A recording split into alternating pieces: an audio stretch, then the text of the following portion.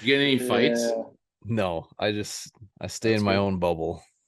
One of my theories in life, I go through the day just trying not to piss anybody off. And it's like, oh, okay, yeah, works most of the time, but hard to say.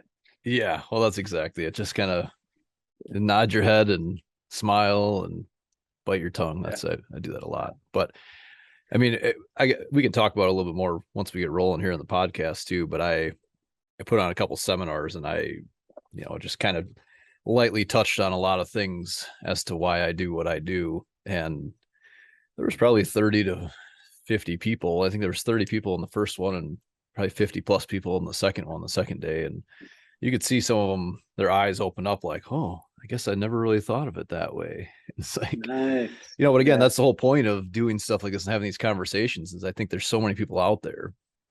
One interesting note, a husband and wife couple came and talked to me after one of my seminars. And basically he was saying that, when I first started talking about the chemical stuff and the land use and all these things, he was like, "Oh, here we go. It's going to be some left-wing liberal trying to educate us on these things." But then he stuck around long enough and listened, and then he was like, "I totally get it now. It makes sense."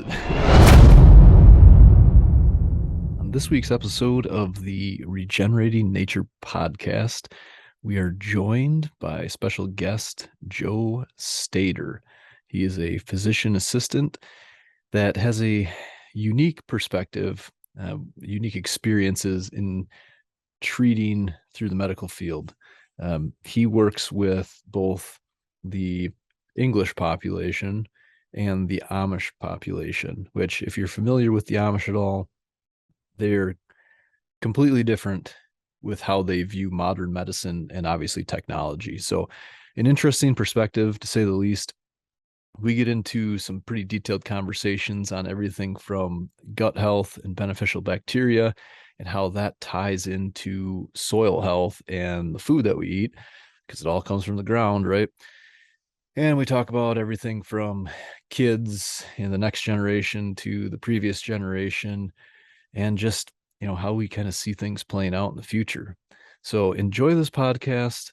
Again, Joe has a unique perspective in the medical field. He's not a doctor, but he has a lot of experience. His father's a doctor, so he's kind of been involved in that area for a long time. So enjoy. And as always, if you have any questions, comments, or you want to reach out, you can find a link in the description below. Thank you.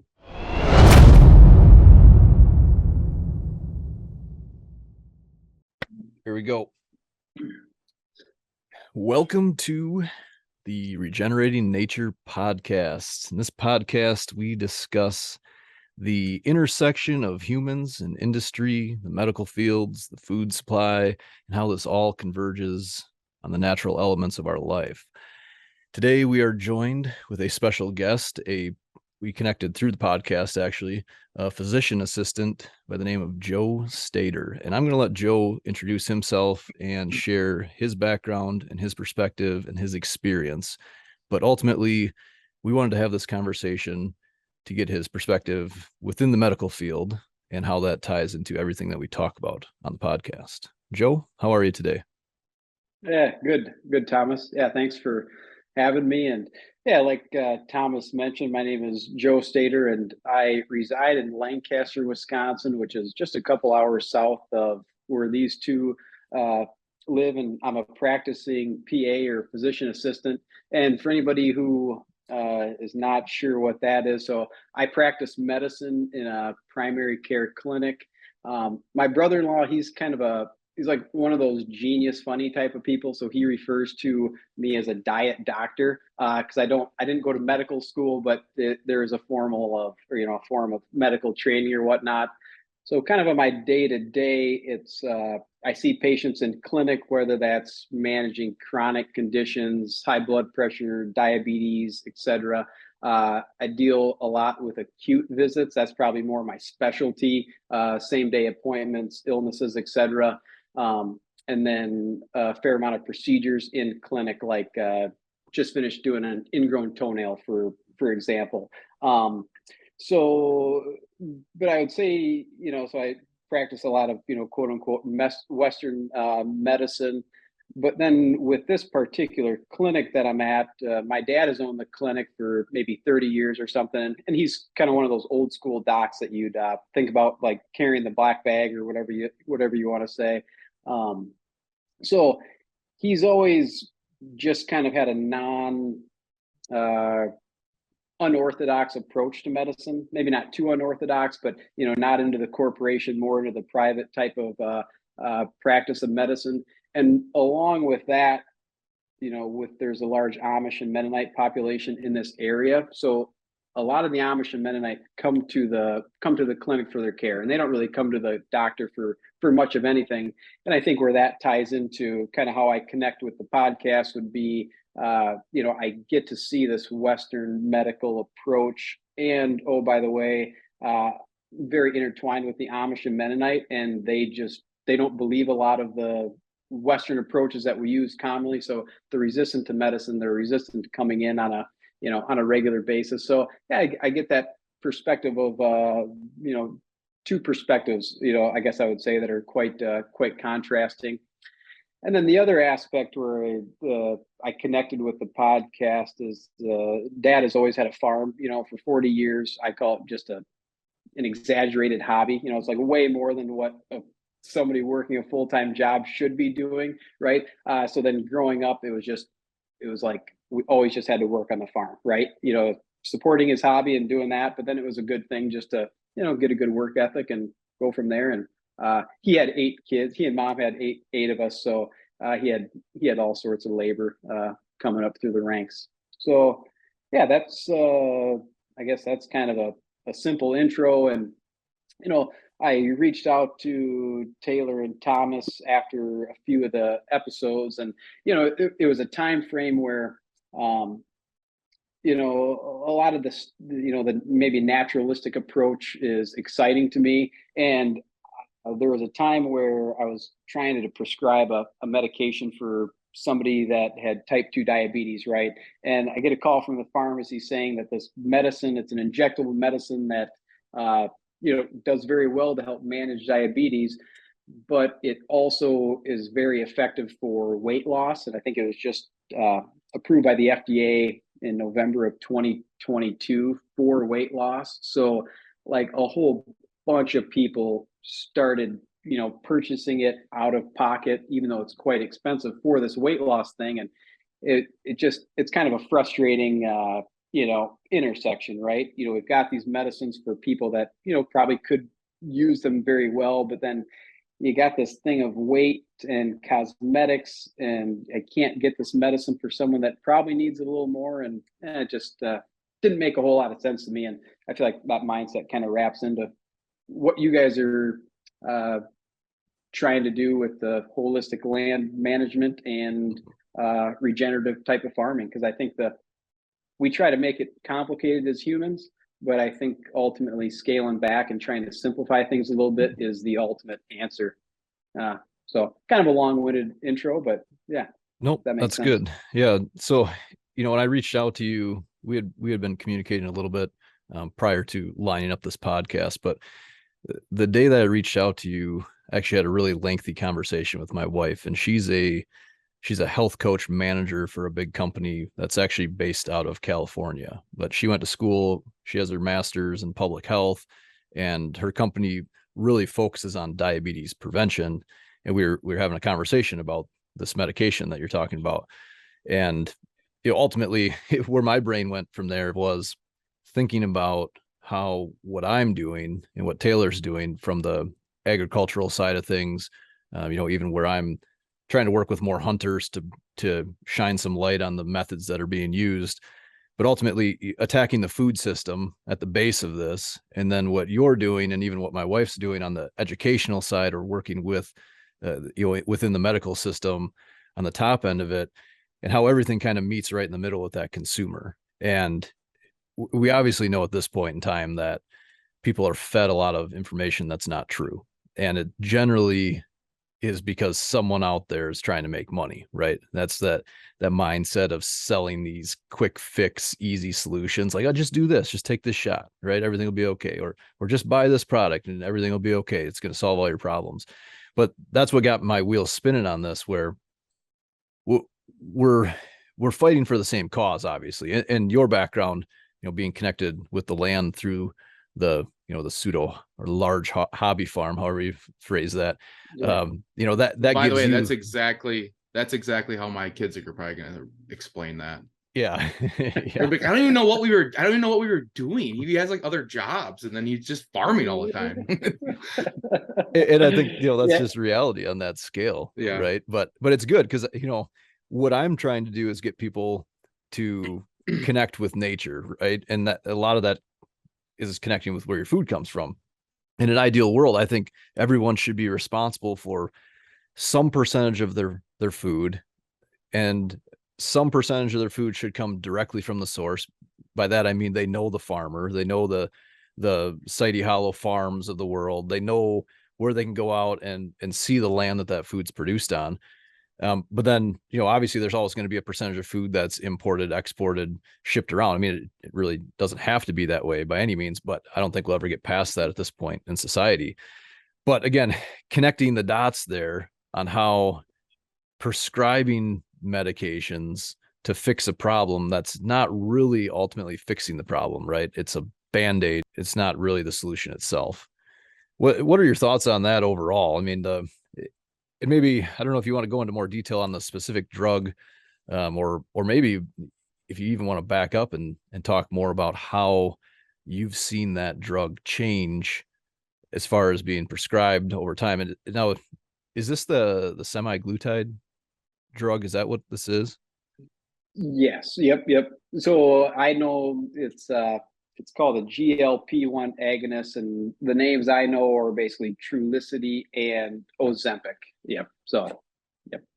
Okay. And yeah, I guess as far as, like you said, everybody should be responsible for some portion of their food. I would agree with that, 110%, because it's like if you do go to the grocery store, right? I mean, there is just loads of crud on the shelves, for for lack of a better term. And I think most people probably want to eat healthy in some respect, right? They eat healthy, they feel better, etc. But when it's way cheaper to get a dozen cookies as opposed to get a handful of apples. I remember there was a guy that worked on our farm once, and that was the prime example. He's like, well, why would I get apples or a snack? I mean, I can get these cookies and it's way cheaper and it makes me feel fuller. And it didn't go on any farther than that. But I'd say the general public just isn't quite educated. And yeah, we're giving them, we're essentially, what's the best way to put it? I'm going to say more educated people, or people that are producing at a mass level, are just feeding these people essentially crap. And then, yeah, that's leading to all these, kind of chronic conditions of sorts. But I guess I'm kind of getting off on a little bit of a tangent there. But as far as the medicine is concerned, right? So there's a handful of different medications to handle type 2 diabetes, right? And I'd say for the most part, it's a preventable disease. There are some people that have just difficult situations, difficult genetics, where it's a little bit more happenstance. It's, the chance of them getting it is much higher than, the average person.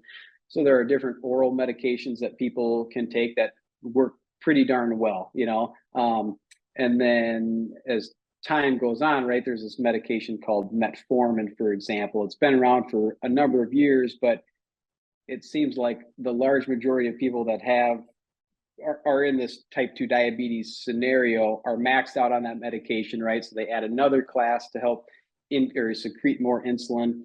And now there's this newer class, GLP-1 agonist, that basically is a once a day or once a week injectable medicine. And the way that it works, it helps your pancreas secrete more insulin, right? That helps lower your blood sugar. And then it basically stops the release of glucagon. So glucagon, for example, like if you're in a starvation mode, right, your body produces glucagon so that you can start eating away at your fat tissue or your muscle tissue, right, to increase your blood sugar. Well, it halts the glucagon so that your blood sugar stays down, and then it also slows your stomach from emptying, right? So you feel fuller longer, right? So it's yeah, and that's where it kind of ties in with the weight loss, right? Works very well for type 2 diabetes, but yeah, now with the weight loss scenario, it seems to have been evolving,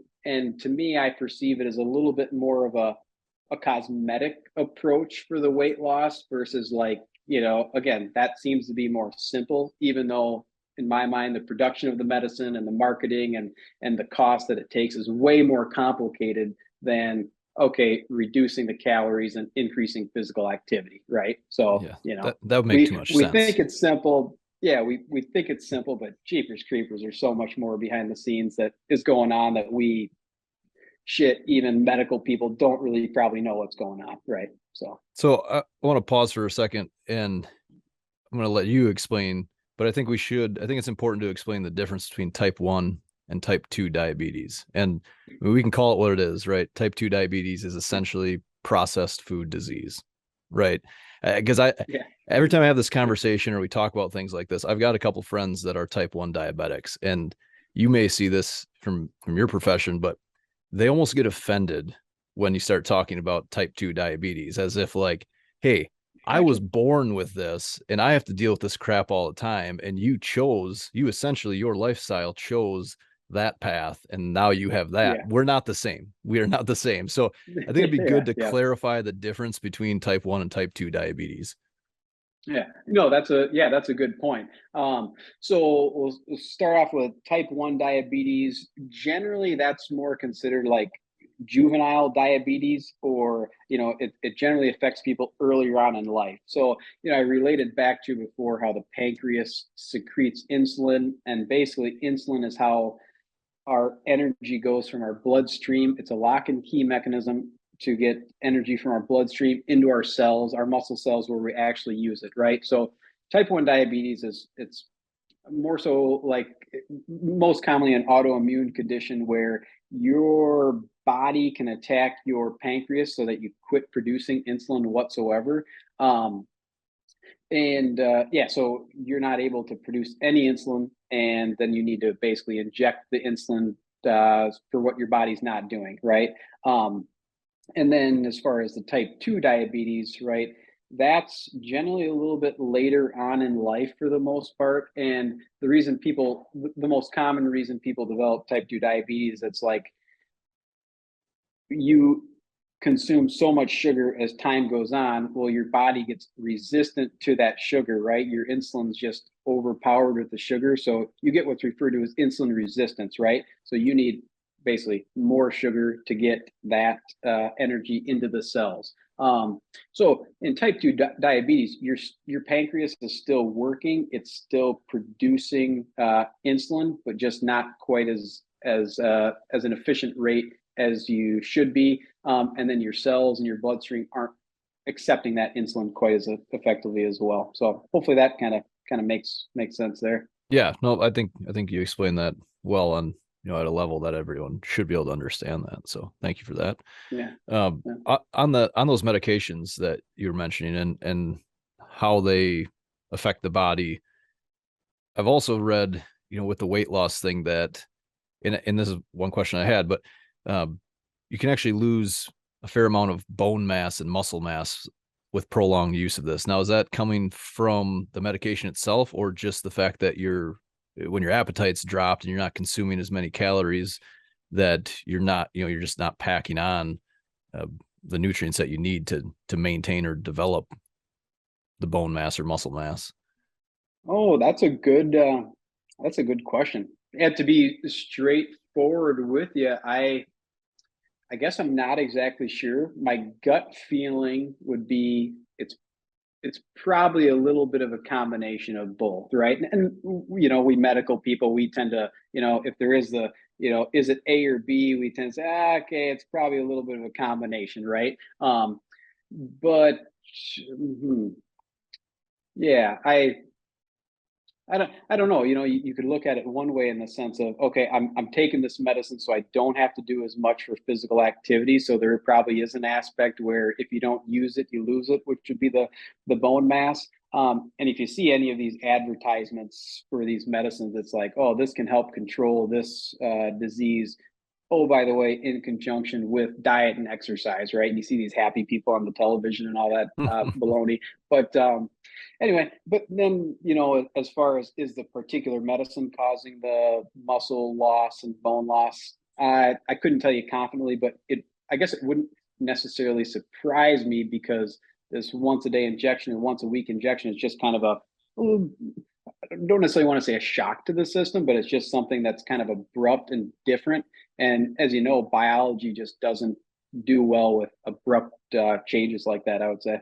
So, I mean, I think everything you said there makes perfect sense where, to the biology side of things, right? Like the functioning healthy system that is a human body requires that physical activity, the proper nutrients and maintenance, right? So if you try to fix that or bypass how that system works by injecting a medication into your body that alters how your body actually processes things, and then you don't exercise or take in the right amount of nutrition or the proper nutrition, then I can absolutely see that makes perfect sense that's how you could easily lose muscle mass and bone density over a relatively short period of time just by essentially being lazy but skinny at the same time, right? Like exactly. No need for physical activity on the maintenance side of things because the medication's handling that for you. Exactly. And it's like we as human beings, right? The world and biology and everything is so much more complex than anybody can ever even think to fathom. And we're looking at these specific data points of like, okay, blood sugar, or what is the LB on the weight, what is your specific weight. And yeah, you're right. If there's so much more to the process, and it's like, if you're doing the injectable thing for the weight control, and again, I hope this doesn't come across to offend anybody or anything, because everybody's got unique situations and scenarios in life, but something's missing. You can't tell me that's the I guess maybe how it was meant to be, or there's some micronutrient stuff that's happening or is not happening that's getting bypassed. So yeah, good point. Yeah, it's funny. You had sent me the picture. Was that from your high school chemistry class or biology class? Yeah, What was that from? yeah, my biochemistry professor in college. Yep. College. Yeah. Okay. So Yeah. And it yeah. was funny because this past weekend I was at the Iowa Deer Classic and I did a couple seminars on holistic land management. And it's hard to fill a room full of hunters that are used to doing things we'll call it conventional way, and then explain to them in detail why this other way is more sustainable and healthier for the planet and all these ecosystems that they have control over. And that ultimately, that was the message I was trying to portray was you guys have control over these ecosystems and you can make a huge positive impact just by having control over a chunk of land, right? But I tried to build up to it instead of just throwing all this information at them, overwhelming them, or discouraging them. And it happens. There's every one of those seminars, a couple people get up and walk out 5 minutes in when stuff either starts going over their head or they think that you're gonna tell them about some quick fix, easy solution. But ultimately, I started out by explaining that living systems are incredibly complex and we know very little about them, but we're learning more and more all the time. And we need to do a better job to work with those systems and those natural elements that we do understand. And if we do that, more often than not, those living systems heal themselves. And your body's the same way, right? If there's so many similarities between what we talk about with soil health and what you can talk about with human health. And that's what I explained in that seminar as well, how our microbiome is directly connected to the biology in the soil. So when you go back to those soil health principles and limiting disturbance in that system, well, if you're pouring chemicals on the ground all the time and disturbing the system that way, or you're consuming these foods that are full of chemicals or high in processed sugars and processed grains and seed oils and stuff that disrupt the natural systems in your body, you don't allow your body to heal either, right? So you kind of, there's so many parallels there that it's just mind-blowing to me. And every time I read something on one side or the other and learn more about it, it just becomes more and more obvious that there's this interconnecting element to all of our lives. And it, it ultimately comes from that food system, and it comes from the soil, where it's all connected together. Yeah. Taylor, are you still awake over there? I am. I'm just listening. You're nailing it. And the idea about, it's like the microbiome in the soil, right? The soil, okay, we know some information about it, right? And I don't, that's definitely not my specialty, but man, oh man, is that a complex deal that, again, we're not going to totally understand. And like you said, with the microbiome of the body, I wrote a couple of things down here, and it's like, let me go back a little bit, but to what that my biochemistry teacher had given me in college, or basically the whole class, of like how the world is so complex, right? And it took me basically to go to some classes in college. Ecology and evolution was a huge one that opened some things up in my eyes, and then biochemistry, and then those two mixed together. Like, it happened at a very similar time, and it was like my mind was on fire. It seemed like, just kind of so exciting and learning all this stuff. But you talk about explaining that to, and I don't want to call the hunting population the general population, right? Because it takes a lot of expertise to track down mature whitetails. But it took someone like me, who had the influence of a dad as a physician, who, he's definitely in more of that organic mindset, to go to that level to like kind of fully understand it. So it's difficult just for for everybody to kind of It's understand things that, yeah, correct. Yeah. And to understand it like such that massive level is kind of mind blowing, Yeah. And I absolutely, sorry, Taylor, I don't want to cut you off, but I absolutely don't. I don't want to make people think that I think I understand it by any means. And that's, it's ultimately correct, the message that I'm trying to get people to understand from my perspective is, you don't have to understand it, but what we have to do is stop trying to fight it.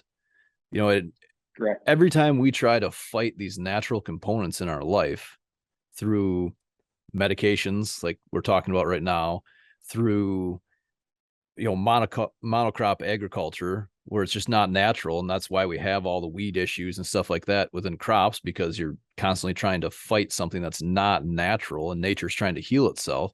Every time we try to fight that, we ultimately just destroy the diversity of the system, and the system ultimately fails. So that's what my last message to those people in those seminars was, you don't have to worry about saving the world, even though one of my bullet points was that I do firmly believe that hunters can make a huge impact by the amount of land that they own, and they can ultimately make this positive change to save the world. But, it goes back to that regenerative farming thing, where how are you going to feed the world doing that way? How are you going to feed the world? Well, you don't have to worry about that. All you have to do is worry about yourself and worry about your bubble and your community and all those things. It's just a ripple effect from there. But you don't have to understand all these natural systems. You just have to shed this perspective that you've been sold over your lifetime of buying these things that fix your problems quickly, and look at the long-term sustainable aspect of everything, again, from human health to soil health, and just understand that nature has perfected these systems over billions of years, and we're all part of that system. When I explain those systems in a seminar, and again, I'm not, the people in the audience, you have no idea what their level of education is, what their background is, if they're coming there because they want to learn more about a topic, or if they've never even considered this particular topic before.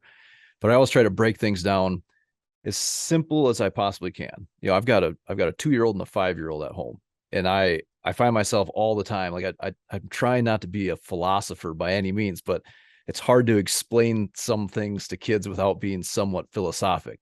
And so I explain these things at a simple level, and then you start adding in details or examples and kind of work up to it.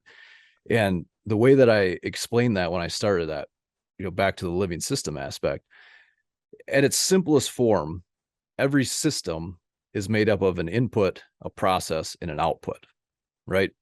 Stripped down, very, very simple system: input, process, output. And then when you look at different types of systems, if your output is greater than your input, that's a productive system. But if your inputs exceed your outputs, that's a reductive system. And a reductive system is simply not sustainable. And they also don't really appear in nature because they they just simply don't last, right? They phase out through evolution.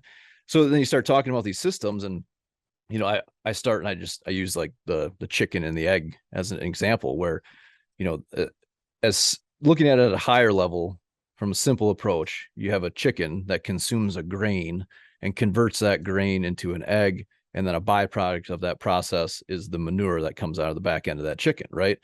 But if you start to dig into that at a slightly more detailed level, and I wasn't getting into real fine details by any means, but then you start looking at, okay, well, that grain goes into that chicken, it's mechanically broken down in the gizzard, which is, actually has to harbor some outside resources to do that breakdown because they don't have teeth. But ultimately that grain ends up in the gut through the digestive tract of that system, and it processes those nutrients, or the microbes in that chicken's digestive tract process those nutrients and convert them into forms that can be turned into an egg that houses an embryo. And then the byproduct, or the nutrients that are not used by the chicken, have also been converted, and those come out of the chicken. They're excreted out of the system. But the important factor is that byproduct is actually a main input for the system that actually grew the grain to begin with. It feeds that biology in the soil, and it's just this big rotating scale, or this big system that functions together. And on the food system, the things we deal with all the time in regenerative ag, the biggest issue with conventional agriculture is that we've removed the animal aspect from the food producing system and tried to synthesize all these inputs. And it doesn't work. It just doesn't work, because we're at the point now where we're utilizing the soil, if you even want to call it soil in most areas, but it's just a means to, or a substrate to harbor a seed to grow a crop, and you're pumping all these things into it. But it's not truly producing the nutrients that we need. And that's where people end up, in your office a lot of times, right? All these, I mean, you can speak on this better than me for sure, but all of these non-communicable diseases, and essentially any health issue that's not mechanical, or I say mechanical, and I'm talking about broken bones, torn muscle, stuff like that. That's not mechanical, or obviously genetic or something along those lines, is probably related to the food that you've been eating, or something in your environment that you've pulled into your system, and it's disrupting your system. Yeah, correct. And when you talk about the genetics, there's this equation in biology, G plus E equals P, right? You got genetics plus your environment equals your phenotype, right? Well, phenotype is what you are. Okay, you've got brown hair and blue eyes, and the genetic thing is just genetics in and of itself is such a complicated thing. That's what we're dealt. We're not changing that in any aspect. There are micro changes that happen, I think, from generation to generation, right? But then you throw that environment aspect of it, and there are people that have probably subpar genetics that can overcome that, bad card dealt, or whatever you want to say, by what they consume. And just getting back to kind of that natural world it seems like it's the answer. And you talked about the idea of how we're synthesizing things so much to get this product, and commercial agriculture and whatnot. And again, it goes back to just how I feel like I'm beating a dead horse with talking about just how complicated and fascinating the world is. But for example, if we ate, if we eat a cheeseburger, for example, right? We eat that, we don't have to think a lick about anything. And depending on what our body needs, some of that's going to go towards our blood, some of it's going to go towards our muscle, it's probably going to replenish a few cells in our eyes, etc. And For someone to do that like in a lab setting is basically, I don't want to say impossible, but it's almost unfathomable. We can break a meal down or some kind of food into its basic amino acids relatively quickly, like in a biochemistry setting. And but it's all those different pathways. There are hundreds and thousands of pathways to get from stomach through the intestinal lining, through the bloodstream into this particular cell. And like I said, Mother Nature or biology has created this complex system that, yes, basically heals itself, right? And yeah, if we don't put the right inputs in, then we're asking for trouble. Yeah. I think the best, can we like explain how it's similar, your gut biome with the soil, or your gut health with soil health? Like those things are super complex, but how they're obviously related in some ways. Because you look at how medicate the soil, you medicate people, and they seem to have reactions in their gut, both of them. Oh, that's a good way to think about it. So yeah, there's this thing called the brain gut connection, right? It's like our brain has X amount of billion of neurons in it, and our intestinal system is basically its own brain. Each of our intestinal systems has about the same amount of neurons as like a cat's brain, right? So it's a pretty sophisticated scenario.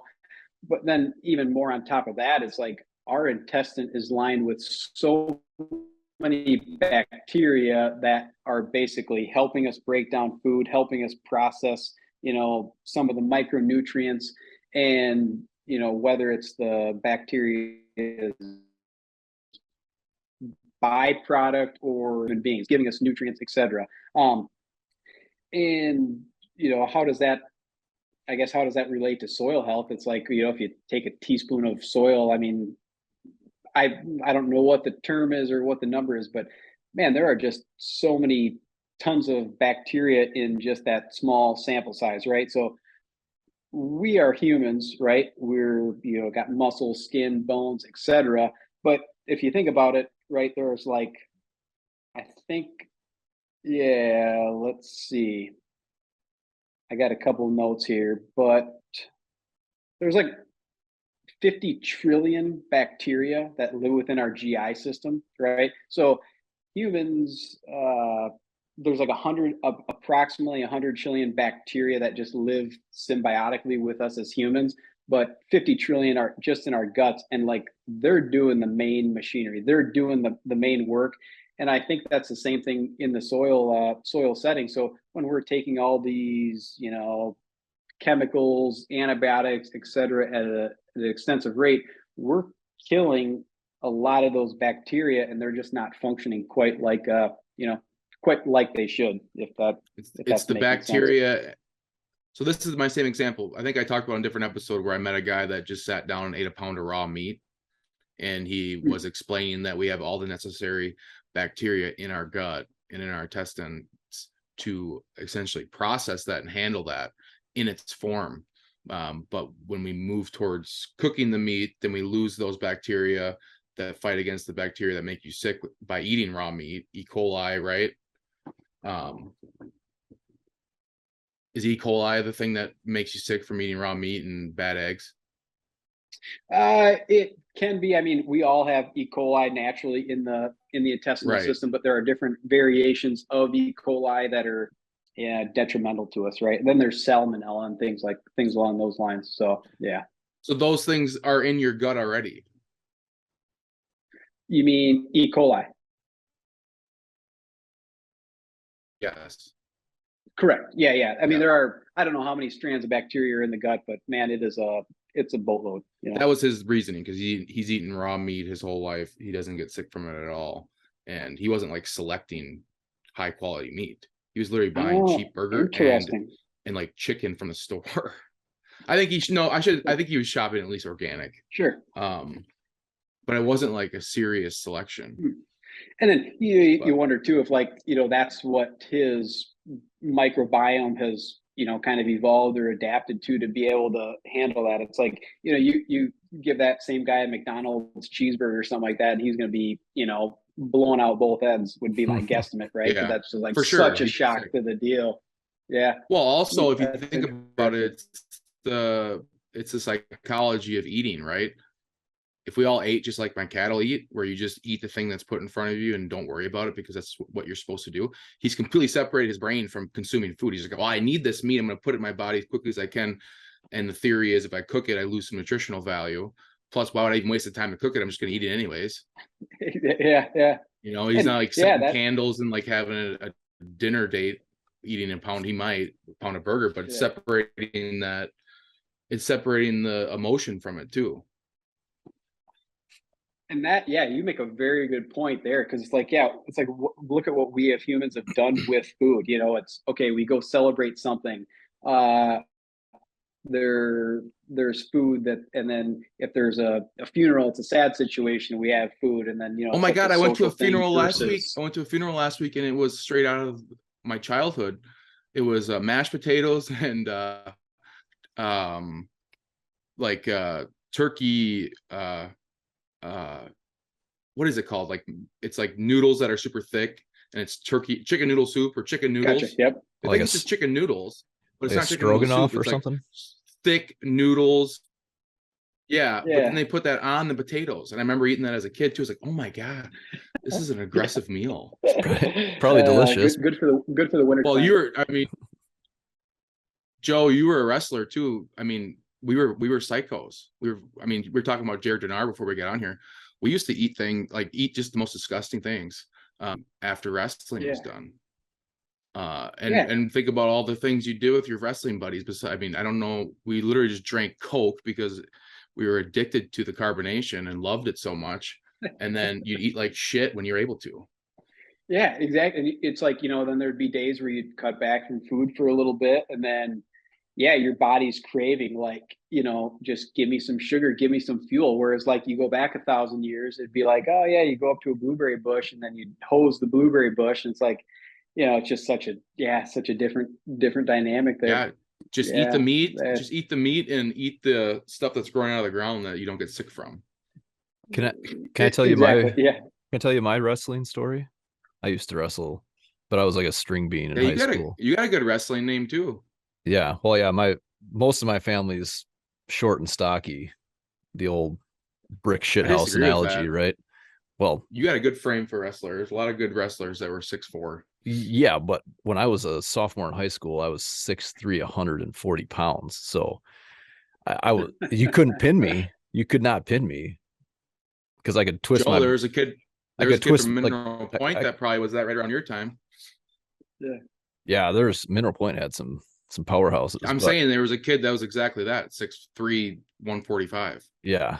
I was just feel like a raccoon. I could like basically turn around inside my skin to get out of anything, but I wasn't grown into my body yet. But point I was getting at was I was the guy that had to fill some of the weight gaps to take the forfeits at any matches. Every team needs them. Yep, I was that guy. So I just cut weight. I remember one time, you don't talk about the things that you do to your body that are terrible, but when you're a kid, you can get away with a lot more of it. I remember one time in gym class, I had 3 or 4 pairs of base layers on, long underwear and wind pants, and just ran laps around the gym trying to lose like 4 pounds before a meet that night. And then after the meet, I ate 2 foot-long pizza subs from Subway because I hadn't eaten in like 48 hours. Like, then you talk about what your pancreas does after something like that, huh?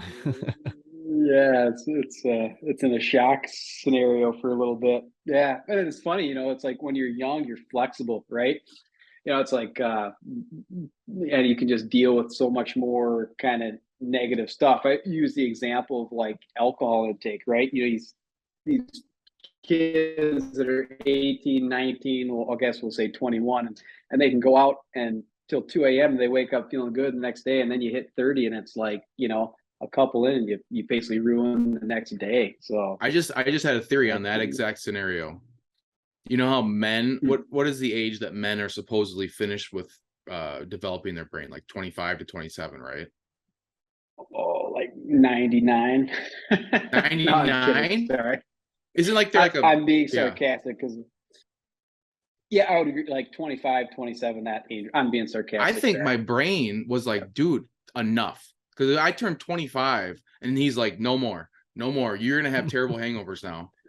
My brain is just like, it was like, we're done developing. The final piece was to stop you from doing this anymore. Yeah, that makes sense. That makes a lot of sense. How does that tie into metabolism? I mean, is that because that alcohol obviously works through your system faster with a higher metabolic rate, right? As far as hangovers and all that stuff go, would it be more closely tied to metabolism? I mean, Taylor, I like your theory because I kind of feel like I was the same dude boat. I feel like it happened overnight though. Like I feel like it happened overnight. Like my 25th birthday, I was like, that's enough. Yeah, you probably got a hold of some blue UV or something along those lines, and then that put a hard stop to stuff, Yeah, well, but before I could do that. Yeah, but the metabolism thing does make a lot of sense, right? Because it's like, you hear about the parents, they bring the teenage kid and he never quits eating, right? And then the parent says, if I had half that much, I'd put on 10 pounds a month, right? So I think it's probably related to the processing a little bit, but so I want to go back. I think part of this. Oh, sorry. Go ahead. I wanted to tie something in together with the soil and everyone's gut biome. Yeah, that's what I was. So it could be like believe that we start off with everyone's playing field's pretty even on the old gut biome and how our gut performs, and then we must be in some sort of like building stage where we're similar to soil, where we're kind of like just figuring it out as we go, and then we get to a prime. And we can either go way downhill or we can continue. But like soil, the first time you put chemicals on a good functioning soil, or, like 30 years ago when chemicals first started being used, that soil probably was just exploding and doing great things. Whereas when we're kids, we consume these chemicals and crappy foods, and we can still turn that into energy and calories and actually positive things. But over time, we continue to do that. Our gut biome kind of shuts down on us, like, listen, we got to stop doing this. We cannot do it anymore. You cannot eat shit anymore. And it's just like the soil saying, like we are now 20, 30 years, and you cannot keep taking layers off of me and keep putting me with these chemicals. Like at some point it doesn't continue. Like we can't continue to do this.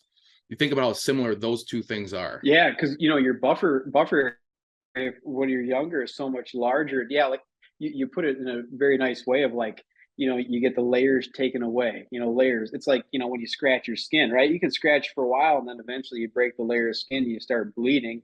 Well, yeah, same thing with the system. Yeah, you hit the nail on the head right there. Yeah, and it can be quickened by things like antibiotics to people are similar to like insecticide and pesticide as to soil. It has the same type of reaction to it. Well, remember we established, was it last week or a couple weeks ago, that glyphosate has been patented as an antibiotic. Or maybe it was herbicide. Yeah, all of the sides, right? I mean, sides all are kind of as antibiotics, right? And I think that kind of comes back to what you're saying. You can look at this from both ends of the spectrum. Either you can tolerate those things when you're younger, or these chemicals are bioaccumulating in your system until they get to the point where your system can't tolerate them anymore, or they're causing long-term issues. But back to the bacteria thing, I think it's important to talk about the bacteria because, we live in this age right now, we have for the last couple of decades, where hand sanitizer is on every wall everywhere, and not saying it doesn't have its purpose, but people overdo it. They wash their hands after they do everything. They get a little bit of dirt on their hands, they go scrub their hands, and these people that are obsessive with that stuff. And obviously there's lots of long-term studies that prove kids that grow up on farms that are exposed to more bacteria throughout their childhood are healthier later in life or have less immune issues specifically. And I think it all comes back to that same thing. You're always going to have good bacteria and you're going to have bad bacteria, just like you're going to have good insects and you're going to have bad insects. But the two in the natural system kind of they filter each other out in one way, shape, or form, right? The bad bacteria is there trying to do its thing, but the good bacteria a lot of times actually feeds on that, or wins it out competes it for the system, and that's what's actually created that system to begin with. And you look at the soil health, the pesticide, exactly, and that's like the soil health. When you look at the soil health and all these studies that have proven that glyphosate is an antibiotic that destroys the good bacteria in the soil, and it drops the pH, makes it more acidic.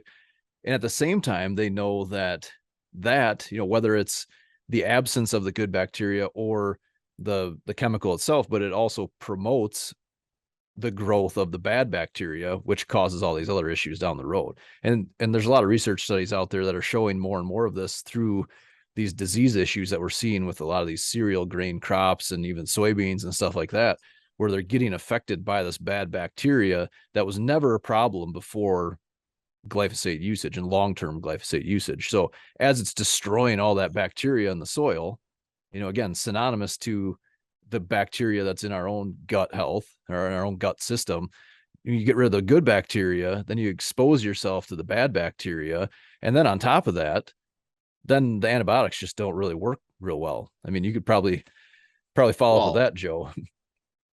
And then the bacteria that's feeding on that food and energy coming through your body is not having the same type of food and energy that's coming through your body with the original bacteria that plant was supposed to have. Yeah, I keep thinking back to this number of the, basically 50 trillion bacteria in the gut system, right? Again, just a massive number. And to kind of put that into perspective, right? You think about 1 million seconds is like 12 or 13 days, right? And then if you think about 1 billion seconds is 31 and a half years. Okay, so then you go up to 1 trillion seconds. We're talking 31,600 and something years, right? So we have 50 trillion bacteria in the body, and we're just kind of slowly depleting that. And it's like, I ran the numbers, and it's like, okay, if you were to count 1 second for every bacteria that you have in your gut, we're talking like 1.5 million years, which to me is like, basically unfathomable. But yeah, and it kind of goes back to that buffer thing that we were talking about. It's like, okay, yeah, you can deplete it for so long, but then, like I said, it's like the bad bacteria are going to be able to take over. Or, for the example of soil, it's like then the weeds and the invasives are able to take over. And to me, invasive species and weeds are basically synonymous to bad bacteria and disease in the human body, Yeah, no, you're spot on. On the soil health side of things, the weeds generally show up because they're trying to fix something, and then we ultimately try to get rid of them again with the same practices that actually promoted them to begin with, and it creates this perpetual cycle.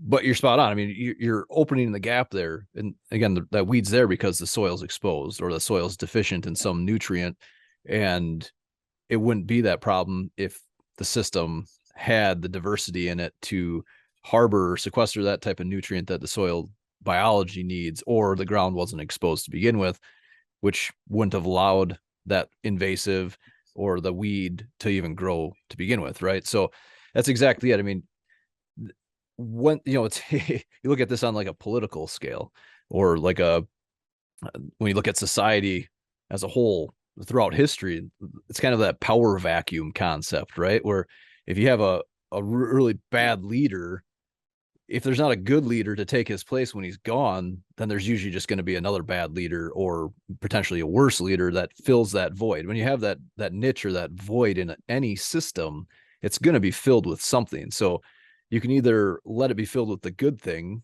that was, again, perfected through some sort of natural system, or see what happens and see what takes its place. Or in most of our situations, we try to fill that void with some sort of synthesized medication or process or chemical, and it's just not working well. It's just not working. No, and going back to you touched on the antibiotic, effectiveness of antibiotics, right? And I guess I see that at a very, I'm going to say raw level, and just basically I'll say the two populations that I take care of, right? You got I'm going to put, generalize a little bit.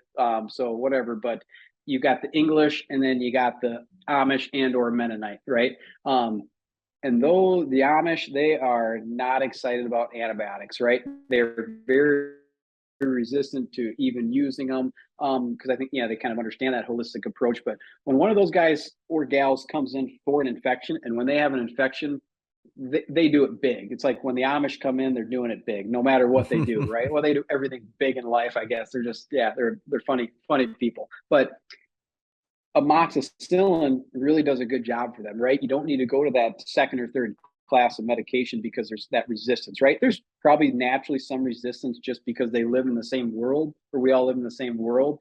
But, then you talk about an English that, okay, since they were 4 or 5 years old, their parents brought them in because they had 3 days of a sniffle. 99% of those are viral in nature, and then they can turn bacterial, but they're getting treated for, some upper respiratory something with amoxicillin. And then, when they turn 12, 13, 20 years old, well, that amoxicillin, it just doesn't work for me, right? Well, yeah, because it's been run through the system so many times that your body's evolved or adapted to it. So it's not that effective, and I think, that kind of boils down to that convenience thing, right? It's like, if you just are a little bit patient and you give it a little bit of time, again, Mother Nature is going to work itself out as far as these illnesses. And my mother-in-law, she jokes all the time. She's like, whenever you go to a doctor, all you guys say is, just drink more water and rest. And it's like, well, she's pretty much a spot on lady. She's not a medical person, but she's exposed me, right? It's funny because I always walk this fine line where, as a parent, especially when you have kids that are in school systems and daycare and stuff, they're always sick. They get sick all the time. But I debate this with my wife. Our daughter just recently, for like a 4-day stretch, had green snot coming out of her nose. Well, it's like, what do? Are you going to take her in? That if you take her into the doctor, they're going to try to prescribe some antibiotic. Or do you just let it ride out? Yeah. She doesn't seem horribly uncomfortable. She's getting the gunk out of her system. She was healthy going into this thing. She eats a clean diet. I'm like, let's just let it ride out for a while and see what happens instead of jumping on this. And then it's usually always that when you have that mindset, a couple days later, she's good as new. And like you said, if we would have taken her in, gotten prescribed some antibiotics, would it have been effective then? Probably, possibly, if it was bacterial and not just viral. But thinking down the road, when some more vicious bacterial infection hits her system, then obviously you're talking about a significantly more potent antibiotic that's required, which is going to obviously disrupt her system even more. So that's where my mind is always at. But it's always, you walk that fine line as a parent. You're like, how long do you wait? Is this a bigger problem than I think it is, or should I just ride it out? I don't know. You probably see a fair amount of that. Yeah, and again, I keep comparing with the Amish and Mennonite, but it's like, I've had the fortune, and maybe this is misfortune for the people coming in, but I've seen some extremely sick kids, and I'm talking we're talking real lung infections or real ear infections where sometimes they bring these kids in and it's like, man, you don't question if they're alive necessarily, but it's like, it feels like they're inching towards that, where it's like, in my opinion, if you're able to keep some fluids down, even if you're vomiting, the kid's got some buffer. If you're, keep fluids down. If you're able to eat some food, but you don't necessarily need to eat a bunch of food. And as long as they're wetting the diapers and basically having bowel movements, to me, it's like, okay, until they get to that point of like I don't want to say listless necessarily, but until they're visibly in a lot of discomfort, well, then I just say, let them ride it out. But then the Amish do, they just produce tough children too, so they can just tolerate so much more stuff than English. And again, no offense to the English, but that's just the way it goes, Man, you have a really unique in perspective on Amish. I've never thought about that, because we have a lot of Amish around here too, but I've never thought about someone's perspective like you. Yeah. Although when we had our baby, that's how people talked about that at the hospital too. They're like, if Amish people come in, it's going to be bad because they usually wouldn't. Yeah, they're funny. You guys do have a lot of Amish up there, which is, and you guys probably are both familiar with Dr. DeLine, Jim DeLine, I would assume, out of Lafarge. No. Yeah, yep. No. I'm familiar. Don't know. Okay. So he's I would say I compare he and my dad. They're very similar people, kind of in that same age range or whatever. But he is definitely like he's an Amish type of doctor, definitely more old school. So I was fortunate to have that perspective, and then you came home and had that different perspective. So they keep it real. We'll put it that way. The Amish. So, and you don't have to answer this if it's something that's uncomfortable by any means, but I don't think it's gonna be that bad. But in your opinion, what's made this big shift? Is it the pharmaceutical industry pushing these quick fixes that it's an easy solution, and then obviously there's a lot of medical professionals out there like yourself that understand that this is more of a band-aid. A lot of these pharmaceuticals are a band-aid and not really attacking the problem. Are they promoted more because of the financial side of things?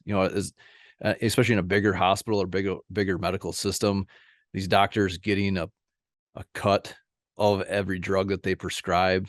Is that part of the issue, or is it just the mere fact of technology and people thinking that technology is going to solve all these problems, where again, I feel like everything's so synonymous between the medical industry and the agricultural industry.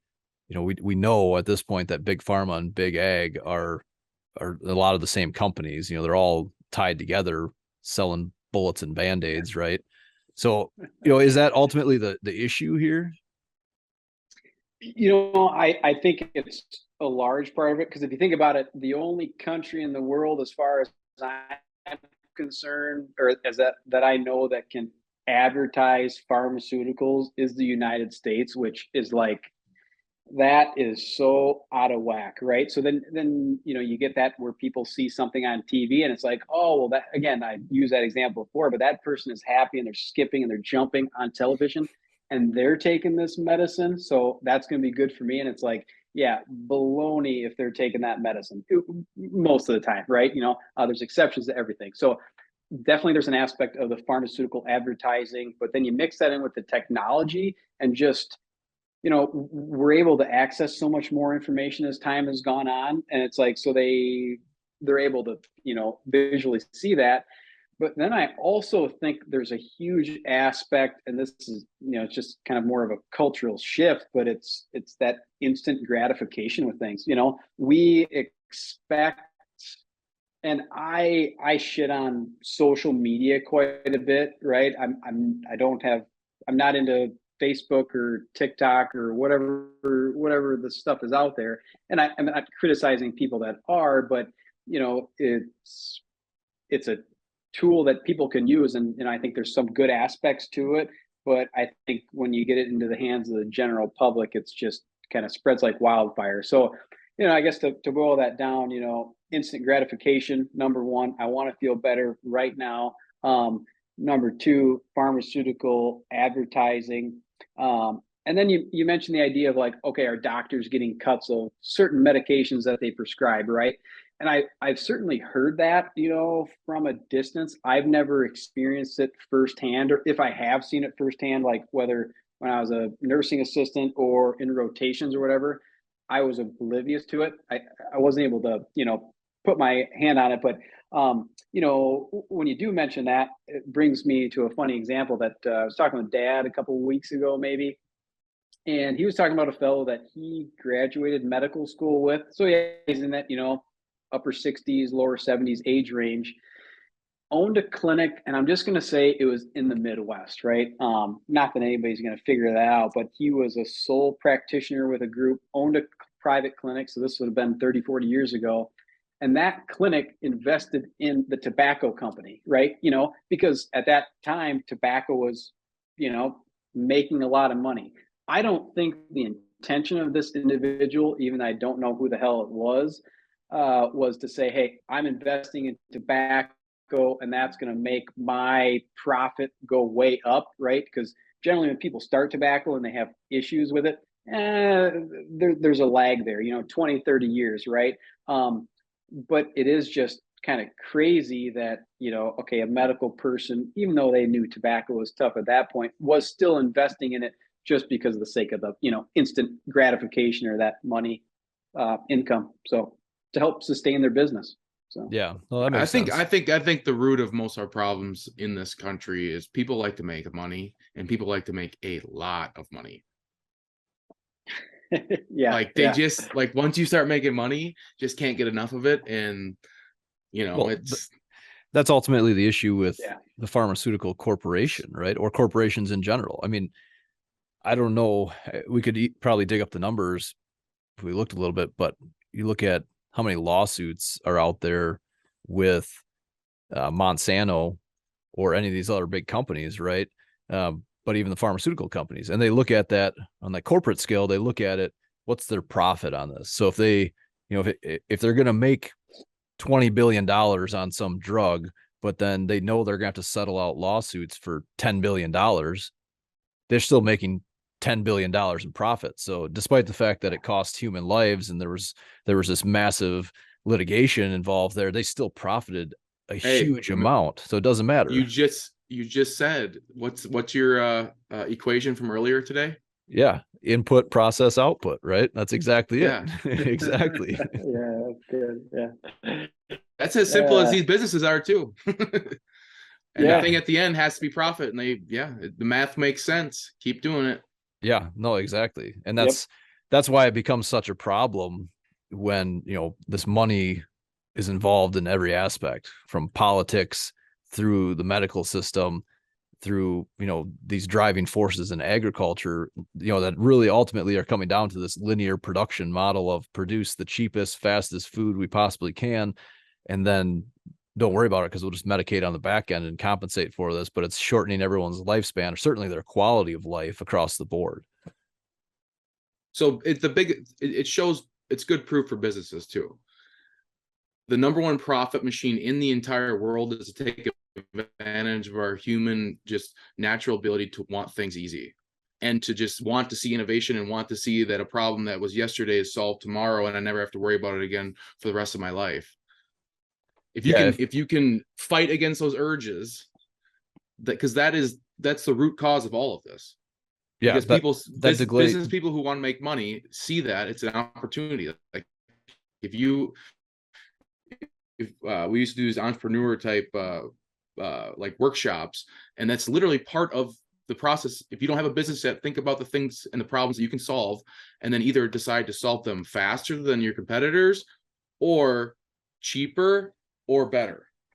Well, and then guess what? People usually pick the faster and cheaper options. That's obviously the big obstacle with the regenerative ag side of things, right? Because it's actually solving the bigger issue, but it's not faster and it's not cheaper. It's not easier. And it's not easier at the moment. None of those things are true. The food that's produced from that system isn't cheaper than some over-processed byproduct, right? It's like, I can go buy this nice, healthy, organic, grass-fed chicken, or I can buy a byproduct of some other crappy chicken, elbows and assholes ground up into a chicken nugget that you don't even know what it is, but it's cheaper and it says chicken on it, or a chicken product, right? Whatever.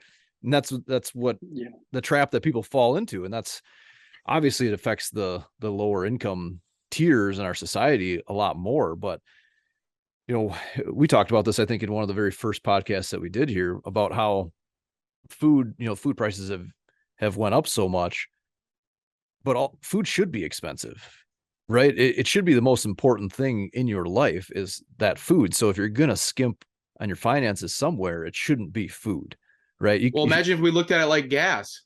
Yeah. Like, oh, well, what I can't do anything else. Boom. Yeah. And that's how it should be. Just put the thing in the body that the body needs. Yeah. And food is fuel, it's like, and it is. You find one person in this world that does not need to consume food, and I'll be pretty darn impressed, right? We don't need and again, it's, like creature comforts are, first world problem, but we don't need vehicles. We don't really need smartphones. I mean, we don't need so much of this, but man, if someone turns off my internet, because I didn't pay the bill, it's like, you flip shit about it, right? Well, you don't need that. So I would agree. Yeah, the food prices should go up and kind of go from there. But yeah, Food I keep thinking it, prices. but we're just funny creatures, man. Oh yeah, Well, it's a teeter-totter, just like what we learned like as little kids on the playground. There is no solution to one thing. You can't go too far one way or the other. It's off kilter then. We can use technology now. It's awesome. It's, it makes all of our lives easier. I could never farm the way that I farm and still have different jobs and a life without electricity. But correct. I don't need the concrete everywhere, electrical things that move my cattle for, like, I don't need all that. And I certainly don't need all the newest and greatest chemicals. But in the short term, I have you mentioned the issues that other places that use those don't. Yeah. And you mentioned the idea of the one size fits all, right? We love one size fits all as human beings. And, I think how that ties into the corporation aspect of things, it's like, when you're dealing with the corporation aspect, it's like you're dealing with billions of dollars, right? You're a little bit farther removed from stuff. So when you're looking at it from that perspective, people have to fit into this specific box, right? And if you don't, well, then just, that's too bad. That's just the way it goes. And where you think about more of like individual type of a businesses and selfishly, I'll use the example of the clinic that I work at, right? We are not a corporation. We're one of the few independently owned clinics, family medicine clinics left in the state of Wisconsin, right? And to me, how I compare that is like, I don't want to sound arrogant or anything like that, but it's like, I feel like there's more focus on the individual person and there's so much variation. No one thing is the same. Whereas, you go up to a larger, medical facility and it is that cookie cutter corporate attitude. And I've just seen too many odd experiences that don't seem fair to people from the corporate setting that just don't make sense in medicine. But, that's what fits that business model. And I guess that's what keeps rolling. I'm considering taking my family down to your clinic. Hour and a half isn't that bad. The things that you're saying are so weird compared to what I've heard in a medical setting. And I've been in a lot of them, but it's just, you have a lot of, you have a lot of sense, common sense. You're not like a talking robot. Well, I always say, because if I worked for a corporate setting in medicine, I'd get fired in like 3 days probably, because somebody would tell me how to prescribe this and you're not seeing enough patients and all that, and they'd probably just let me go. But no, that's the way it goes. That's why you my are thought where is you are. like, if this way of medicine is not sustainable, or if it doesn't work out, well, there's this bigger power out there that okay, if it's gonna work, cool. If it doesn't, and it doesn't, my way of thinking about medicine doesn't fit, then I guess it's just not meant to be, kind of a deal. But yeah, I think if we lean on personal responsibility and then just avoid easy things and simple easy, quick gratification, you avoid those things. That's the answer. Yeah. Well, that's exactly it, right? If we focus on, again, these natural systems, being part of those natural systems, not exploiting them, and like you said, don't get hung up on instant gratification, be more accepting of delayed gratification and doing the hard things that actually are sustainable in life, but then also utilize the technology available to us these days, we could all have a very, very high quality of life, much healthier, high quality life. But that's not where the advertising dollars go, right? Because that doesn't make money. For me to sit at home or go outside and go for a walk and enjoy the birds around my house, no one's getting paid for that, right? So they'd rather perpetrate this lifestyle of sitting in front of a TV, or saving you time, sell you the quick fix. It's the easy solution. So you have all this extra time to do what? To sit on your butt. because that just feeds right into the system too, right? So this sedentary lifestyle, it's like, hurry up and do nothing. Hurry up and do nothing. You're like, Taylor, you're talking about like the technology in agriculture. You could do all these things with technology, or once a day you could go out and you go for a walk and push your cattle or check this or check that. You know, and obviously there are times, we've talked about this before, there's times where technology is highly advantageous in that setting. If you're going to be gone for a little while, or, you know, security, surveillance, whatever it might be. But again, relying on that solely to improve the efficiency of the system when it comes at the detriment of the system itself just doesn't make any sense to me.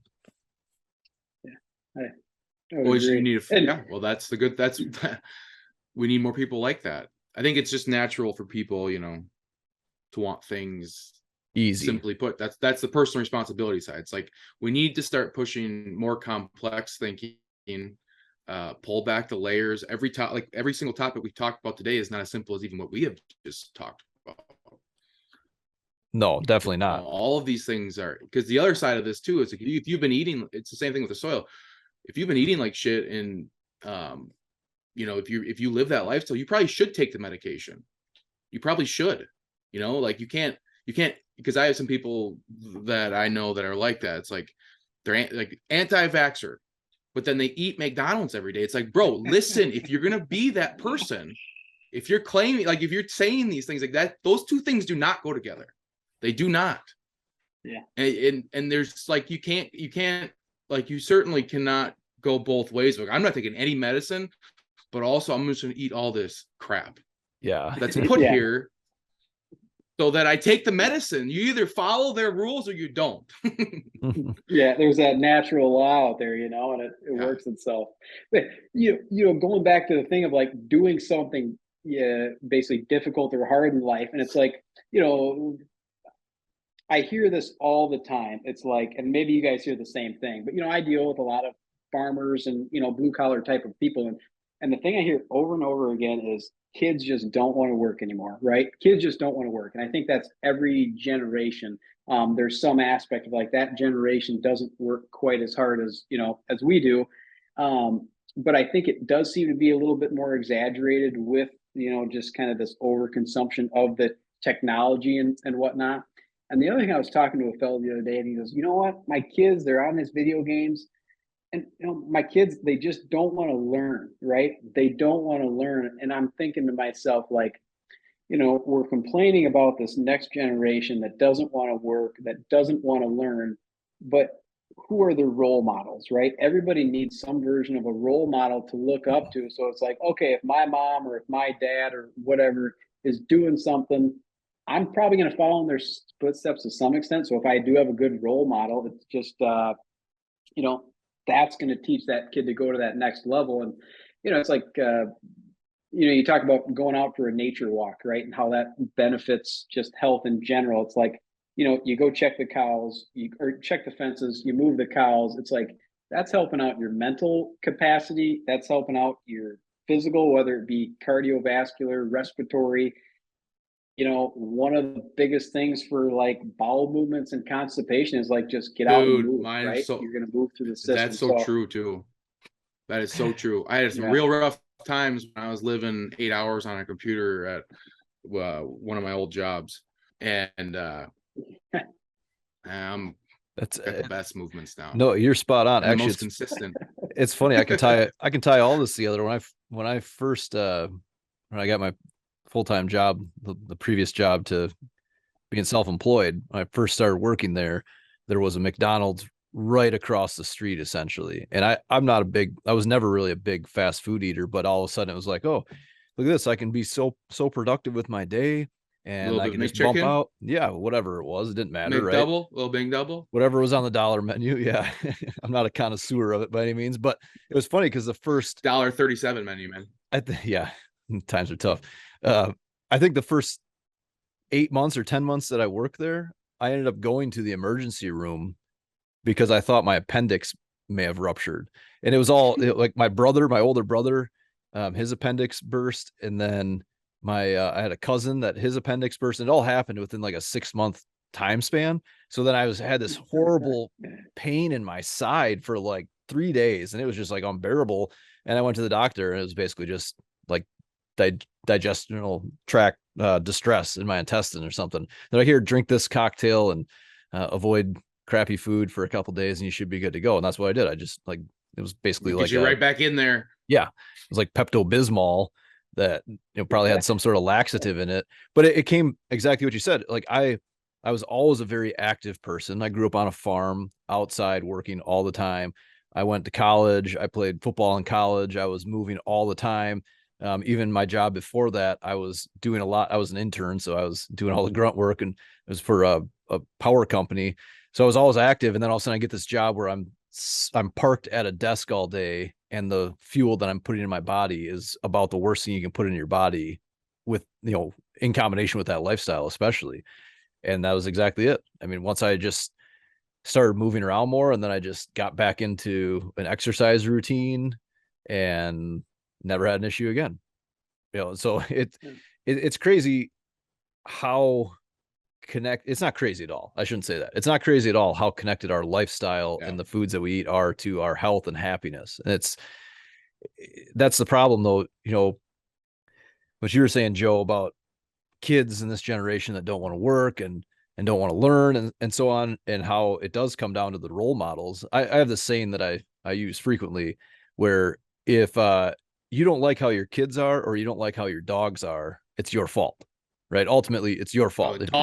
Dog thing's true, I think. Well, the kid thing's exactly the same. I mean, it's true. It probably more so, right? It is. It just is. It just is. It's all about your job as a parent. One of your many jobs as a parent is setting limitations and molding that tiny human being into being a good human being, right?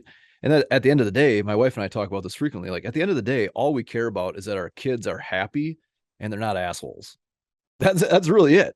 And if you stick with those lines, like, treat other people with respect, and you're going to be a lot happier if you're understanding of the things around you instead of just falling in line all the time.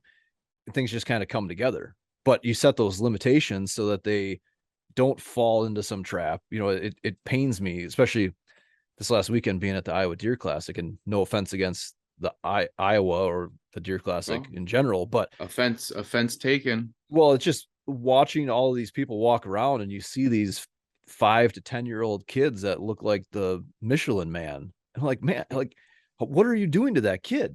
That kid chicken nuggets. Yeah, chicken nuggets. Dude, my wife and I were doing that last night, because we were like thinking of, she's like, here, watch these TikToks for meals throughout the day. And she does a good job. She does, that kid only eats our meat, and he only eats organic vegetables. So he does a good job. But we started watching them, and like the first lady is like, I start my 1-year-old off with a bowl of Fruit Loops. And we're like, both like, what the hell? Oh my God. Yeah. Just a bowl of Fruit Loops to a 1-year-old, bro. And then it was like 7, and it was like 2 microwave meals after that during the day. I was like, why would you put that online? What's funny about the Fruit Loops thing is, so my dad is like fiber freak, right? I mean, everybody that comes to see him gets this fiber handout. He talks about fiber. He's very involved with, just colon health in general, right? And he does colonoscopies, etc. So, it's like growing up. One time, you got Fruity Pebbles in a box, but then there's like that bigger bag you can get it like for cheaper, Oh, yeah. So Tutti Fruities or whatever the heck they're called. So I bought those when I was maybe 10 or 12 years old. And I was like, oh, this is great, right? It just tastes good. This is awesome. Well, all of a sudden, my Fruity Pebbles weren't there anymore. And I was like, well, what's going on? And for some reason, we had to come out to the clinic and drop something off for my dad, in his office. So, I'll come in the door, go into his office, and he's got this, little garbage can, really, really small. And then on top of it, wouldn't even fit inside, it was this bag of Tutti Fruities or Fruity Pebbles. And I was like, you son of a bitch, like, what are you doing? You're taking my stuff. But nowadays I look at it, it's like, that makes so much sense, and it's like, it bothered me then, but now I'm like, oh, I'm grateful for that kind of scenario. And it's like, kind of like with the kids and the dogs, it's like, we want sunshine and rainbows for our kids all the times, but that is just not, that's just not the way I don't think that's the best way to do it. No, they have, I don't have, because I get to observe. I'm trying to motivate 50 high school boys to, lift weights and play football. And a lot of it is just, like I said, there's a lack of critical thinking going on. So there's just kind of like a hopelessness where it's like, someone's going to hopefully figure this out for me. Right. And like, there's a lack of like, I don't think kids are working less, but there does seem to be a strange like lack of motivation to be passionate about anything.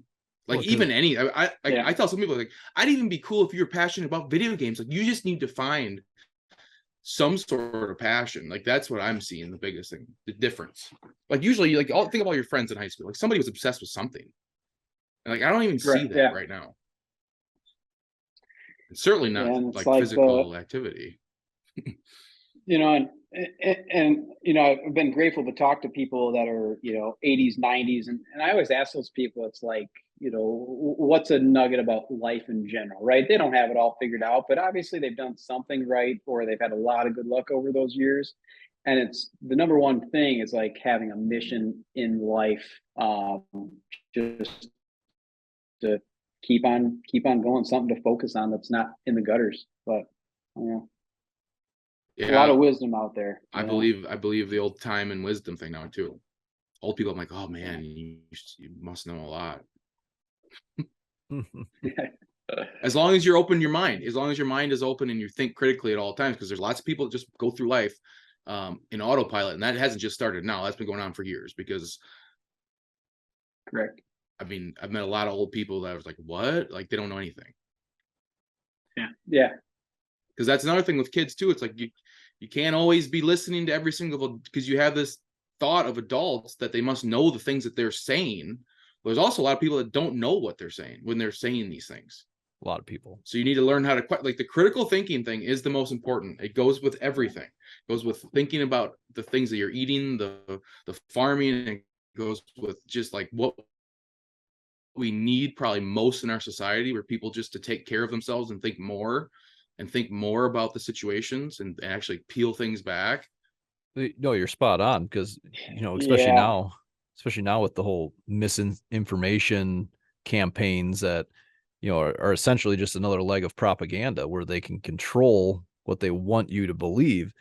It doesn't matter if you're listening to someone who you believe is a reputable source or not.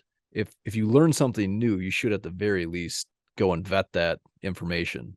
Do a quick search. I mean, avoid Google for stuff like that, because chances are it's probably not going to tell you the truth, or it's going to hide the truth. So DuckDuckGo or some other search engine, but search something else, search something out and find that information.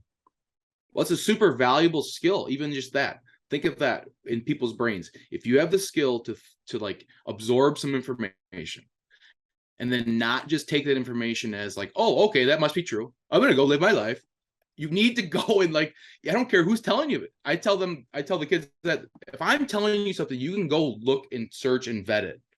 Do it. Most people don't make it past the headline, right? Most people just scroll through, they see a headline, and then they just move on, and they don't even know what it is. So. It's the gratification that just headline. Oh my God, that headline, that's amazing. Well, and then I was looking up the topic we had for news today, and I get on a news website, and it's like, you have 1 minute to read this article or pay $9.99 a month. It's like, oh my God, I don't even be able to get through the article. Yeah. And actually like think about what you're trying to say, but your headline shows up everywhere. It's the first thing that shows up on Google. Yeah. But the people who click on it can't even read it. Yeah, that's the world we live in, right? And Joe, you mentioned it earlier, the social media aspect of our lives. I mean, that's what it feeds on. It's this quick, instant gratification, and obviously the dopamine dump that comes with scrolling and staring at that screen all day. And that's how we make lazy kids. That why would I go deal with Coach Henry pushing me to be a better human being when I could just sit at home and play Madden on my Xbox? I mean, I can just, it's the same thing, right? Playing football, playing same thing. I don't even think they're doing that. So I mean, I'd be cool with that. What my thought was with some version of a video game? It's like every kid should experience at some point going up and touching a hot electric fence wire, right? Because it just teaches you a little bit of a lesson, right? So it's like, could you imagine and this would go over like a lead balloon, but having a remote control or whatever for the game, and then when you get tackled or you lose, you just get a little bit of a buzz, just a little bit of a Oh yeah. shocker, and then you're feeling some kind of a pain with it. But yeah, What do they call that? The haptic feedback suits. You ever heard of those? Is that what they're called? Or I haven't know. there's certain like virtual reality games that you can put these suits on that actually have some sort of physical response to them. But no, you're spot on. I mean, that feedback and learning from it, this is probably borderline child abuse. Someone's going to turn me in for it. But my 2-year-old daughter went through this phase where she was constantly trying to reach up and grab stuff off the stove, and cooking stuff, boiling pot of water. And she's tall. My kids are pretty tall. I'm 6'4", so my kids can reach the counter at a young age. And finally one day I just let her grab a hold of a pan that wasn't super hot. I can't remember what was on it, sweet potatoes or something we pulled out of the oven, and it had cooled down quite a bit, and I had touched it. It didn't burn me, but she kept on reaching up, so I just let her grab it. And yeah, she grabbed it, and she screamed and she cried, and then she understood what hot meant, and she doesn't reach up and grab the stove anymore. It didn't, red mark for a short period of time, no blisters or anything, so it wasn't anything crazy, but that's how you learn. I'm a big believer in that too. I'm a big believer in that. I mean, every time someone brings a dog out here, they're like, "Is your fence on?" Like, "Yep." Like, will they run into it? It's like, probably once. Yep. Probably won't do it again though. Like they learn real quick. Yep. That's how we all learn. Yeah, it's like that. There's that fine line between adjusting something. It's even like with something mechanical, right? Say you have to adjust your plow or something like that. Okay, you turn the wrench a little bit just to adjust it so it's in the right spot, versus like, if you were to try to adjust a piece of machinery by bringing a bulldozer and just totally smashing it, it's like, okay, that's a little bit too extreme. And that's the same thing with kids too. It's like, okay, a little adjustment I think is reasonable, but to just start wailing on them and then going that, bringing the bulldozer in, it's like, okay, there's that fine line, and somewhere in between is the right way. Oh yeah, I mean, well, yeah, I think are we doing a coaching podcast right now, or what are we? Well, it comes down to, at least from my perspective, it comes down to the understanding level of every individual, every animal, the dog and kid analogy, the understanding level that they have, the communication amongst or between you and them, and then that instant reaction or instant consequence, right? Like a dog, you can't train a dog by yelling at them 20 minutes or even 3 minutes after they did something negative. But yeah, and a kid's the same way. When they're young, when they're older, and you have that conversation, you can explain the scenario. Okay, this is what happened. This is what should have happened. Actually, funny story. Yesterday, the principal from my 5-year-old school called because he got bit by another kid on the playground. Like, what 5-year-old kid's biting another kid? And lots of them, I think. Well, weird. It was funny. I mean, it wasn't funny, but the story was funny. But then, he comes home and we kind of dissect the situation, and turns out it was some kid that was a problem anyways. And of course, my wife's on one side, I'm on the other side, where she's like, well, he just needs to learn to not get involved in that situation and this and that. I'm like, no, he needs to learn to understand the situation and not be afraid to punch the kid in the damn teeth, because next time he's not going to do it. Right. That's instant negative consequence.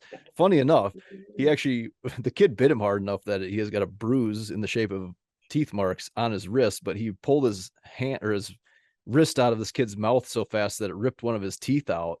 And the kid actually had to go home from school because he was bleeding all over the place. Oh my God. Yeah. So that's how hard the kid bit him. But with my daughter, it's the same way. My story to relate to what you're saying, I think we're delayed. Sorry. My story that is just like that. I have a terrible situation with my dog right now because he'll run down to our other property where there's Airbnb people. So I know where he's going when all of a sudden he's gone. So I'll drive down there and I have to pull into the driveway and get him into the car, which he'll just run. And usually it's like, you're in trouble. Like, I'm not doing that. Like, I don't hit him, but it's like, bro, we have a very understanding, like my tone, like you never do that. I can't do that there because I usually have people in the cabin, like looking at me. So I'm like, get in the car quick. And that 2 minutes, by the time we're driving away, where I'm away from these people, they don't look at me like I'm a psychopath. It's too gone. I can tell he doesn't understand. Like he's already like living his, like, oh, for a ride. Oh yeah. Then he's just that happy first minute he's getting in the car, which is the you. perfect timing because he's like, he's cowering. He knows he's in trouble the second he sees you, but it's literally 1 minute. Like the time I get turned out of the driveway up the road, he's all of a sudden looking out the window like, I already know I'm not in trouble anymore. No, that's exactly it. I mean, that's why the shock collar technique can be so effective with some dogs, where like you catch them in the act and there's this instant negative consequence, but it's not directly associated with the handler, right? So, but you can correct them. But some dogs don't do well with that. I've got 2 yellow labs. My older yellow lab, he's going on 13 years old, and he is like a saint when it comes. Labs are pretty mild demeanor, anyways, but he's like a saint. Like you correct him one time, and he's always good to go. One time, he when he was a puppy, he tried to take food off the coffee table, and I just cracked him across the nose, just a flick across the nose. Never had an issue again. I could leave him, and in fact, I would do it just to kind of brag or prove it to my roommates when I first had him. And I would leave a T-bone steak, like the bone, just the bone. I wouldn't leave the damn steak out. I'm eating that. But I'd leave the bone out on the coffee table, and he had free run of the house while I was gone for work. And he'd come home, and that steak or that bone would still be sitting there. He had not touched it. And then you grab it and give it to him. He'd go over, lay down on his dog bed, chew it up. Never had a problem. My other lab, impressive. Exact opposite. Her, if you don't catch her in the act, you can yell at her, do whatever you want. She'll be back in there 2 minutes later. And the shock collar never worked for her. You hit her with the shock collar, and she just take off running in the opposite direction, like something was biting her and attacking her, not associating that with what she was doing. And I'm no expert on child psychology or anything by any means, but again, every situation is different, and you kind of learn as a parent. I think it's important for you to obviously be engaged or involved in your children's life at a level that you understand how they react or how they learn from each individual situation. And then you start to put those things together, and you understand, like, some kids are going to do really well with yelling at them and terrifying them at some point in time. It's never going to happen. Other kids are going to shut right down, and you can't go into that situation that same way. But yeah, that's the issue with society. And when you relate that instant negative consequence to learning, we don't have that with our food and our diets, right? It's this our instant gratification of this sweet, salty taste that's in our mouth, and it feels good when we eat it, and we're out and we're drinking, we're having a good time, whatever it might be. It's years down the road that we suffer the consequences from that. That's in that book Nourishment by Dr. Fred Provenza, he talks about that, where the modern diet, in nature, all these plants, every plant has a certain level of toxicity to it, and wild animals know that, right? They can only eat so much before they get sick. And we're the same way with a lot of things, the natural things. We go out and eat too much of it, we're going to get sick. And if it is a poisonous thing, most of the time we're just going to vomit, or our system is going to try to evacuate that toxin from our system as fast as it can. But now we have all these over processed foods with all these low dose poisons in them, essentially, that we can tolerate, but it's this long, slow process of accumulating these issues. And then no one looks back and like, even though they know it mentally, like, yeah, I got this way because of 20 years of smoking or 20 years of eating a garbage diet, but they still don't look at it and be like, you shouldn't do that. Don't do that. Don't do that. Yeah. It's not the wrong thing. It's just that was, like you said earlier, it's like, oh, those are just the cards I was dealt.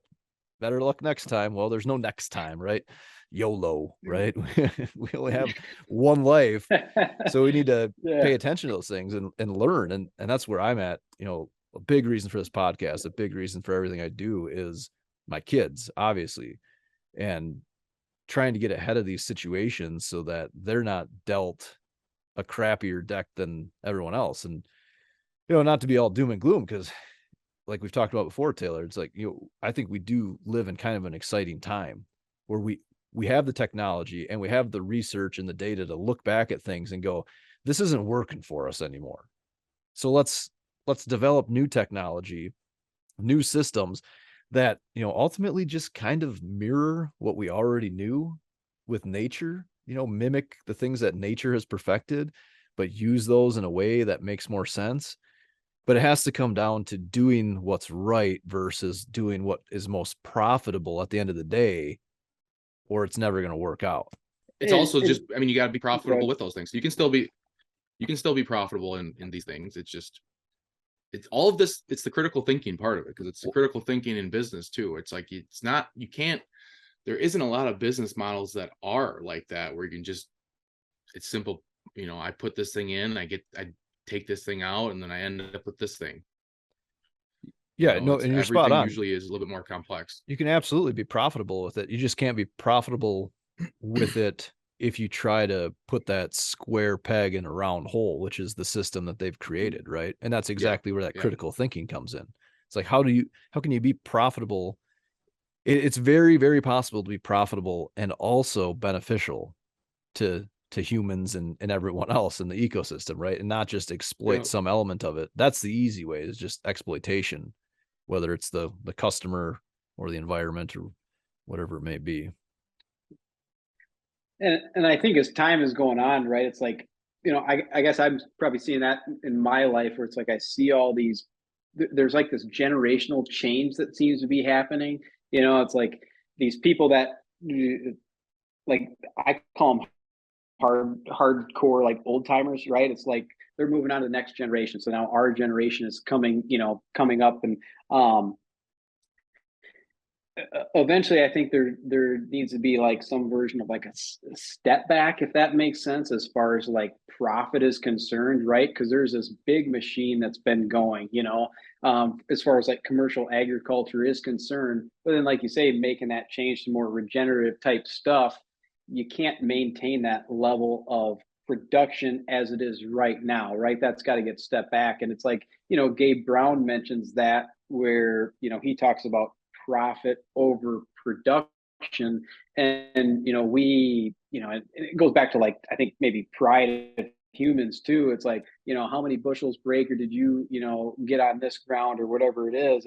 And I think that mindset, it's like, my biceps are bigger than your biceps type of a thing. I produce more corn than you do. But and eventually there needs to be that step back. Because I heard something maybe last week, but it's like, success in our culture is definitely has been so masculinized. Like, masculinity equals success, right? I shot a bigger buck than you did. I produced more corn than you did. And I think something's got to, there has to be a setback at some point, and we're probably the ones that are going to have to navigate through that. But just something to think about, I guess. I don't really know where I was going with that, other than trying to make a point. No, I think you made a great point there. It's very much a generational thing, right? And this is what I see, because most of my clients are the generation before us. If you want to call them the hardcore old timers, however you put that, they're much in that generation, which is why I carry this weight with me frequently, where I feel like I need to do everything I can to try to get them the best information possible, because I have this opportunity to change a perspective, or give them my perspective based on the world as I see it, and relate those facts to them, basically get them to understand, like, we can't do these things this way forever. Like, it's not your fault that they were done this way. That's just how things were. That was acceptable, normal. And now we need to look at the information. We have all this data from the last 30 years of this type of farming, and we need to look at it. And now let's try to look ahead the next 30 years. Is this going to be sustainable? No, it's absolutely not.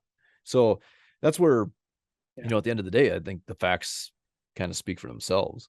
But it's very much a generational thing. And there's always going to be those people that refuse to change their mind, right? It's just like fashion, right? Not that I'm a fashionista by any means, but you watch how fashion changes over the years, then you always going to have those people in certain generations that just stick with their style, and that's fine, right? Because their fashion isn't destroying the system that we know, or creating a negative system. Well, actually, maybe it is, right? It very well could be, depending on how those clothes are made or what resources they utilize. But there's a lot there. But that's why I think it's really important for people like us in this generation to have these conversations and get more people in our generation to think about these things, because ultimately it's up to us to fix this, right? The guys that are at retirement age, they can definitely be thought leaders and kind of direct conversations to make change, but they're ultimately not going to be the ones doing the work. Correct. Yeah. And it's like good, I think what a lot of people in our age range want to do, and I guess we as humans, we want to change the minds of other people sometimes, or quite a bit of times. And, you know, yeah, we'll go back to these old timers, right? They've got that time, energy, expert, and even equity. And it's like, we as in our age range, we can't just go in there bullheaded and expect that person to change. I've tried to change my dad's mind how many times growing up, and it's like it's just it's like peeing into the wind kind of a thing. It's just not going to work. But what I found as time has gone on, it's like, okay, you approach it with a little bit more patience, a little bit more reasoning, going back to that critical thinking, and quite frankly, from my perspective, just being patient with trying to explain and not expecting them to just accept immediately what you say. You say it, okay, then you step back, let them digest it, and then like a few days later, it's like, oh, okay, yeah, what you said the other day kind of made sense, and it's like, oh, okay, well, that took me 30 years to figure out. Yeah, So, you got to plant that seed. Well, yeah. we're nearing the end of our time window here because Joe actually does have to go back to work today. He's got some patients coming in, but Joe, you're probably familiar with the closing segments of this show. Usually try to give a tip. Again, my philosophy is that if you want to make a change, or if you want to save the world, you have to start at home, right? You have to make that change as an individual, make that change within your family, your backyard, your community, and then work your way up. And that ripple effect that comes with you being the change that you want to be. So I always try to close out with a tip. Hopefully it inspires someone. Maybe it's something they've already heard. Maybe it seems mundane, but either way, I'm going to close with a tip. And then if you have something that you'd like to share, again, given your background, your perspective, the things that you see on a daily or weekly basis, we'd love to hear it. My tip for this week, we covered a lot of this stuff already, but it's super simple, right? Just look ahead in any situation. Try to look ahead and ultimately avoid the easy way through that situation, unless it is that easy, right? We're not talking like how to get dressed in the morning or something super simple. We're talking about when these bigger problems come up in life, what is the long-term solution?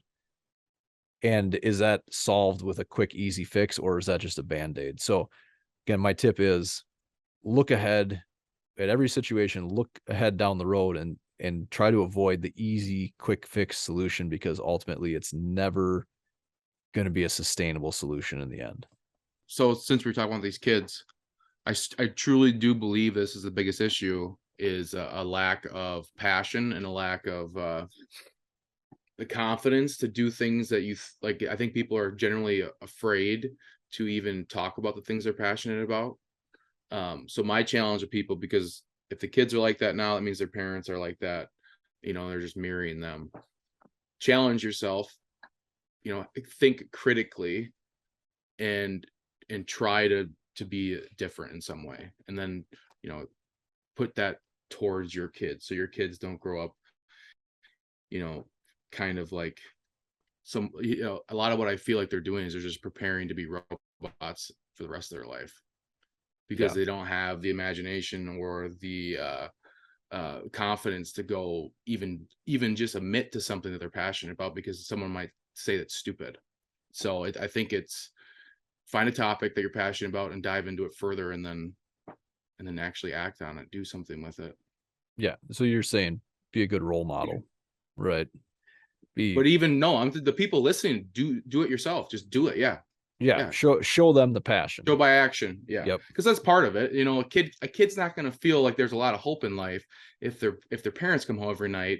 Oh my God, my job sucks. My boss is out to get me. I make no money. We have no money for you. You're kind of a hassle here. That's where a lot of that stuff comes from. Yeah, no, you're spot on. Well, you, and Joe. What you say about being different, the idea of being different is so important. It's like if someone were to call me normal, I would probably consider that as more offensive. Yes, especially like, oh, okay, for your that job. Joe, he's out there in left field, Okay, I'm way more accepting of that than someone calling me normal, because yeah, that's just the way it goes. But when you have seven older siblings, there's always kind of that challenge and competition and whatever. Um, but so I would say I guess before I get to my piece of advice, people are, like Taylor said, people are nervous to mention what they're, maybe passionate about because they're worried about being criticized, etc. And there's this quote or phrase, there's some version of truth out there, whether humans have defined it or not, hard to say, but it's like if you're passionate about something and there is some gumption to it, it's like first off, you're going to get ridiculed for it, right? And then next step, people are going to violently oppose it.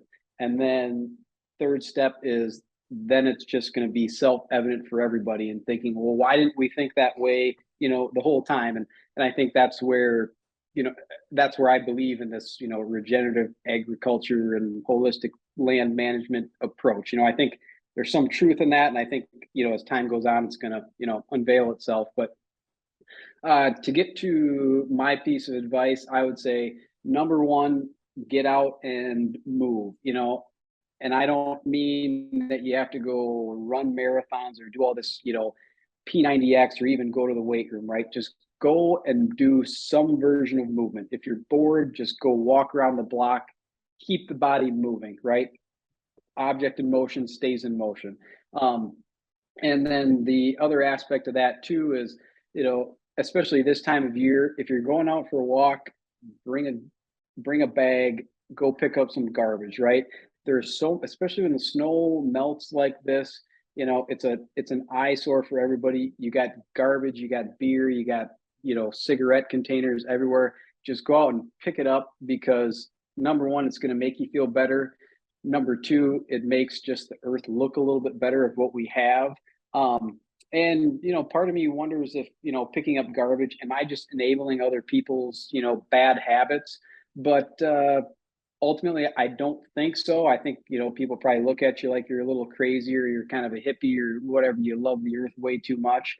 But I think eventually they'll catch on. And, you never find bags of lettuce or bags of spinach or like a bottle of kombucha or something on the side of the road. You got Coca-Cola, Busch Light, cigarettes, chew spitters, and like Lay's potato chips and a McDonald's fries thing. I was gonna say a lot of McDonald's stuff. I bring that up because that's what I picked up on the way to work this morning, right? So it's kind of a fresh example. I'm not, putting myself up on the pedestal by any means, because, but that's just kind of the real life perspective that I have. And yeah, that's kind of what I got. Get up and move to do something and try to keep things clean. So I like it. Awesome, man. And sorry, the last part of that, which kind of keeping this a long-winded, but the way I think about it is, I don't think the world really has emotion, right? Like we humans do. The world does not give a shit if human beings are here, at least in my opinion. Maybe the world does, but ultimately it's kind of up to us as human beings to either figure it out of like, okay, here's a path that we can continue to prosper, or if we, kind of keep, I'm going to say, quote unquote, damaging things, then Mother Nature of the world is going to, give us a lesson. And quite frankly, I think that lesson might be, no pun intended, but that's going to be a hard pill to swallow, so anyway. Yeah. No, I agree. I mean, that's exactly it. At some point, if we don't get ahead of this, we will be obsolete. As nature in the world, like you said, it doesn't need humans to exist. We need it. And guess what? All I'm saying, I don't think it's going to happen in our generation. So we're telling it, we're saying it. You know what? We're not even going to have to deal with it. When there's some crazy shit happening here, whatever, I'll be dead. But at least we're doing something about it right now. Yeah, we're trying. That's for sure. All right, gentlemen, it's been a great conversation. I appreciate your time. Taylor, get outside, go take care of those cows. I mean, it's nice and sunny out today. And Joe, we really appreciate your time, your expertise, and all of your advice along the way. Look forward to another chat in the future. Yeah. Well, I appreciate it. And yeah, I had a lot of fun, and keep spreading the word, I guess. All right. Sounds good, man. All right. Take care.